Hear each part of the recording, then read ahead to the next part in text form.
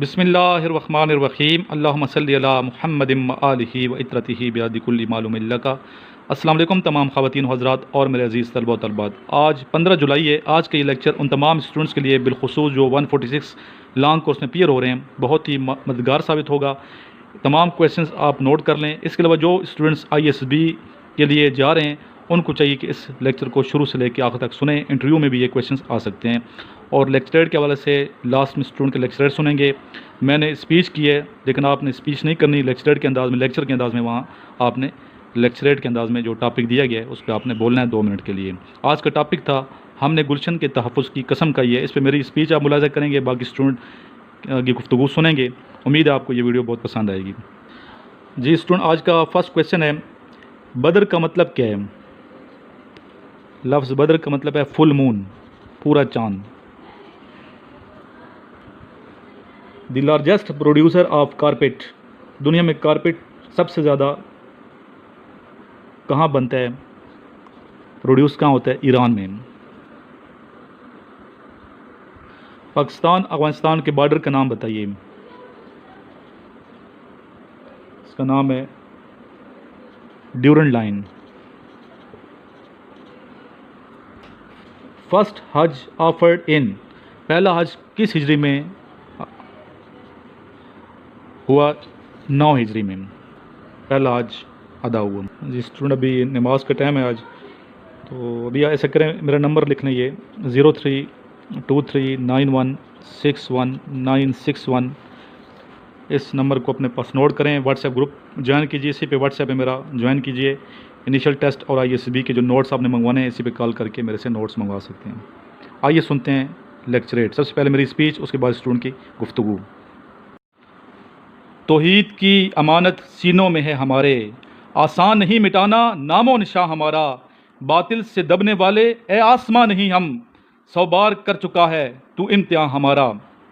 میں آج آپ کے سامنے لفاظی کرنے نہیں آیا اور نہ ہی کوئی بلند بانگ دعوے کرنے آیا ہوں، بلکہ میں تو صرف اپنی عرض پاک کی ایک حقیقی داستان آپ کو سنانے آیا ہوں۔ تو ذرا سفر ماضی میں میرے ہم سفر بن کر دیکھیے۔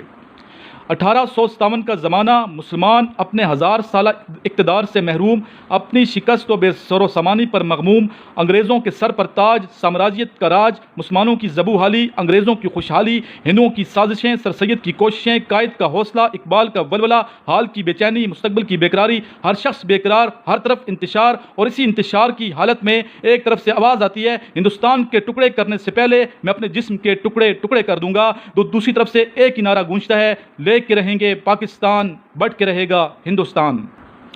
جناب صدر، تاریخ شاہد ہے کہ پھر جب اس مقصد عظیم کی خاطر مسلمان سر سے پاؤں تک کفن میں لپٹے میدان عمل میں آئے، جب اسلام کے شیدائیوں نے اپنی جوانی خون کے سمندر کی نظر کی تو وقت کے لمحوں نے اس کی قدر کی، پھر دیکھنے والوں نے دیکھا اور سننے والوں نے سنا، جب 14 اگست 1947 کو ہم نے ببانگ دہل پاکستان حاصل کر لیا، ایک اور آزاد وطن حاصل کر لیا۔ آج میرا عنوان بھی اسی گلشن کے متعلق ہے کہ ہم نے گلشن کے تحفظ کی قسم کھائی ہے، ہم نے گلشن کے تحفظ کی قسم کھائی ہے۔ جناب صدر، یہ ایک اٹل حقیقت ہے کہ انسان جب بھی کسی مقصد کی خاطر اپنا تن من دن قربان کر دیتا ہے تو اسے حاصل کرنے کے بعد اسی شدت سے اس کی قدر بھی کرتا ہے، تو پھر ہم کیسے اس سرزمین کی حفاظت سے غافل ہو سکتے ہیں؟ آج مجھے یہ تسلیم کرنے میں کوئی اور محسوس نہیں ہوتی کہ ہماری قوم میں اخلاقی، سیاسی اور معاشرتی برائیاں موجود ہیں اور ابھی تک ہم ترقی یافتہ اقوام کی صف اول میں کھڑے نہیں ہو سکے، اب تک ہم دنیا میں اعلیٰ مقام حاصل نہیں کر سکے۔ مگر یہ سب کچھ کہنے سے پہلے ذرا یہ تو دیکھیں کہ اس ملک کے قیام کے وقت ہندوؤں اور انگریزوں کی ملی بھگت سے ہمیں ملا ہی کیا؟ آخر قیام کے فوراً بعد جنگ، چند تباہ حال ادارے، ایک دم توڑتا نظام نہ ہونے کے برابر عسکری قوت، لٹے پٹے مہاجرین، ٹوٹی پوٹی سڑکیں، جہالت و نوخواندگی، بے امنی و انتشار، غرض اس حد تک بدحالی کہ ہمارا دشمن پکار اٹھا یہ ملک تو 2 سال سے زیادہ تک قائم نہ رہ سکے گا۔ مگر آج وہی دشمن، جی ہاں جناب صدر، وہی دشمن ہمیں ایٹمی طاقت کے روپ میں دیکھ رہا ہے اور حیران ہے، کیونکہ یہ نادان نہیں جانتا تھا کہ عقابی روح جب بیدار ہوتی ہے جوانوں میں نظر آتی ہے ان کو اپنی منزل آسمانوں میں۔ جناب صدر، دنیا چاہے ہمیں تخریب کار کہے، جھوٹا اور بے ایمان کہے، ناخواندہ اور جاہل کہے، لیکن میں آج دنیا پر اس YouTube کی وسادت سے وقت کی یہ گواہی پیش کرنا چاہتا ہوں کہ جب بھی اس پاک سرزمین کو کوئی خطرہ لاحق ہوتا ہے تو اسی غریب اور غیر ترقی یافتہ قوم میں میجر عزیز جیسا جری پیدا ہوتا ہے، طفیل جیسا رکھوالا، اکرم جیسا شہید، شبیر جیسا سرفروش، محفوظ جیسا جوان، لالک جان جیسا فدائی اور شیر خان جیسا سورما جنم لیتا ہے جو دشمنوں کو اپنی ہیبت و دہشت کا اعتراف کرنے پر مجبور کر دیتا ہے۔ یہ غازی یہ تیرے پراسرار بندے، یہ غازی یہ تیرے پراسرار بندے، جنہیں تو نے بخشا ہے ذوق خدائی، دو نیم ان کی ٹھوکر سے صحرا و دریا، سمٹ کر پہاڑ ان کی ہیبت سے رائی۔ جناب صدر، گھر آخر گھر ہوتا ہے، یہ وطن ہمارا گھر ہے اور گھر پر آنچ آئے ہمیں کسی طور قبول نہیں۔ زمین انسان کے لیے ماں کا درجہ رکھتی ہے اور ہمیں اس بات کا بھرپور احساس ہے۔ یہی وجہ ہے کہ جب بھی اس کی طرف کسی نے میلی آنکھ اٹھا کر دیکھنے کی جسارت کی تو اس کی عزت و ناموس کی خاطر اس کے بیٹے اس پر ہمیشہ سے قربان ہوتے آئے ہیں اور ہوتے رہیں گے۔ آخر میں اس عہد کے ساتھ آپ سے اجازت چاہوں گا۔ قسم ہے ہمیں اپنے تازہ لہو کی، قسم ہے ہمیں اپنے تازہ لہو کی، قسم زندگی کی، قسم آبرو کی، گر اپنا کسی کو جلانے نہ دیں گے، گر اپنا کسی کو جلانے نہ دیں گے، وطن پر کبھی آنچ آنے نہ دیں گے، وطن پر کبھی آنچ آنے نہ دیں گے۔ نعبدو و نصلی علی رسولہ الکریم، اما بعد فاعوذ باللہ من الشیطان الرجیم، بسم اللہ الرحمن الرحیم۔ میرے عزیز دوستو اور میرے عزیز اساتذہ، السلام علیکم ورحمۃ اللہ وبرکاتہ۔ میرے ٹاپک کا عنوان ہے ہم نے گلشن کے تحفظ کی قسم کھائی ہے۔ ہم زمانے میں گلاب کے پھول کو نایاب کہتے ہیں، ہم زمانے میں گلاب کے پھول کو نایاب کہتے ہیں، ہم کچھ کہنے سے پہلے آداب کہتے ہیں۔ صدر علی وقار، وقت عصر، ڈوبتا سورج، ابھرتی امنگیں، زندہ دلوں کا شہر لاہور، گونجتی ہوائیں، نعرہ تکبیر کی صدائیں اور پاکستان زندہ باد کے فلک شگاف کے نعروں کے ساتھ پاکستان کا پرچم عزت و احترام کے ساتھ اتارا جاتا ہے کہ یکدم خدا کے دشمن نے خدا کا نام لے کر خدا کے بندوں کو دھماکے سے اڑا دیا۔ صدر علی وقار، ہر سو انسانی عذاب بکھرے نظر آتے ہیں، وہاں موجود لوگوں کا لہو اس سبز ہلالی پرچم پر بھی بڑھتا ہے جسے ابھی عزت و احترام کے ساتھ اتارا گیا تھا۔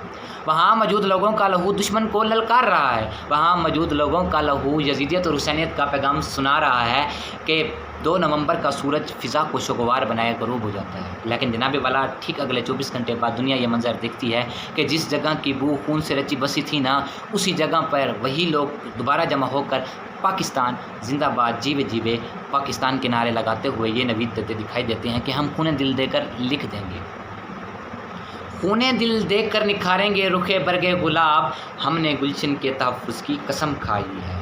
صدر علی وقار، ہم نے گلشن کے تحفظ کی قسم کھائی ہے کہ میں میجر عزیز بھٹی بن کر جیم خانہ کلب میں چائے پینے کے دعویٰ کرنے والوں کے خواب کو چکنا چور کر دیتا ہوں۔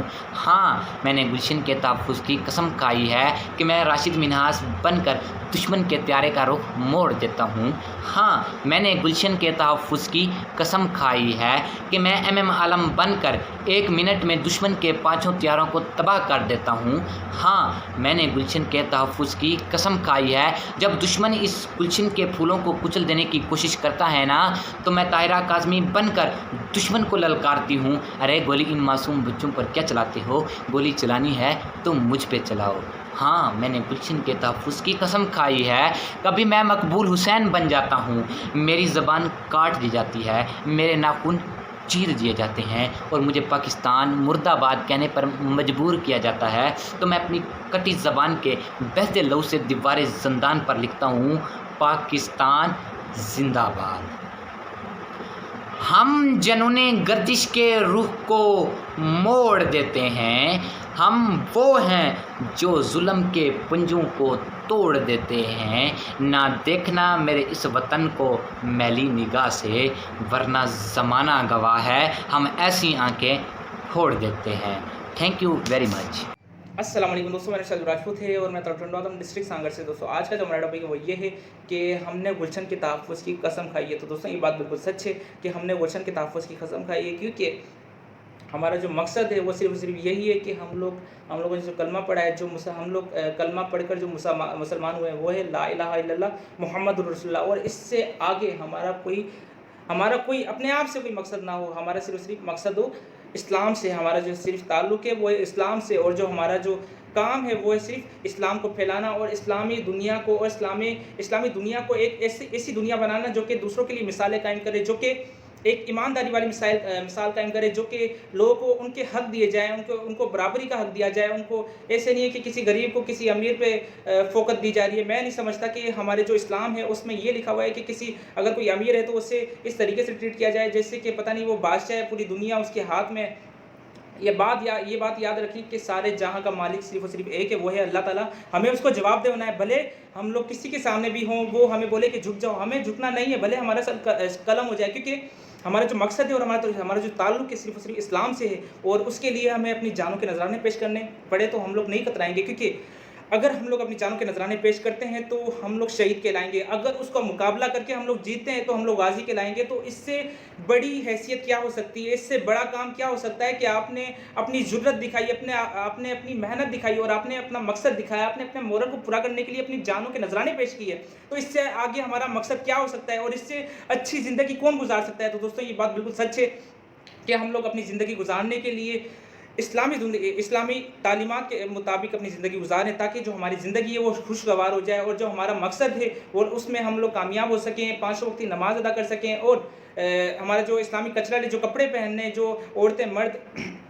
شلوار قمیض مردوں پر فرض ہے اور جو عورتیں ہیں ان پر بھی فرض ہے، تو اسی طرح ہم سب کے ایک فرض ہے کہ ہم لوگ اپنی زندگی اسلامی تعلیمات کے مطابق گزاریں، تاکہ جو ہماری زندگی ہے وہ خوشگوار ہو جائے اور ہم لوگ ایک کامیاب انسان بن سکے۔ تو دوستوں یہ میرا آج کا ٹاپک تھا، اپنا خیال رکھیے گا، اللہ حافظ۔ السلام علیکم، میرا نام عثمان ہے اور میں نے یہ سر سے نوٹس لیے تھے ہفتے کو، آج مجھے موصول ہو چکے ہیں۔ میں سب کو کہوں گا کہ یہ نوٹس خریدیں اور سر سے کانٹیکٹ میں رہیں، سر کی 1 ماہ اکیڈمی میں جوائن کریں۔ یہ بہت اچھے نوٹس ہیں، یہ دیکھیں سر نے باقاعدہ ٹیسٹ نمبر بنا کے سیریز وائز انہیں تیار کیا ہوا، بہت اچھے محنت لگن سے، تو کائنڈلی آپ بھی انہیں خریدیں، انشاءاللہ آپ کامیاب ہوں گے۔ السلام۔